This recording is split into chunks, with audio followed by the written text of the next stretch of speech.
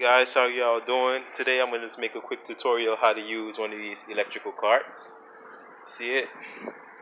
Yep, you go to Walmart, Publix, Sam's Club, Winn-Dixie, they have these.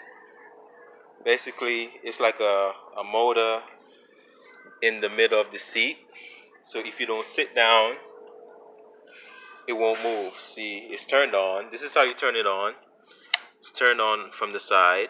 And you see the battery is full right now. And if I press it to move it, it's not going to engage.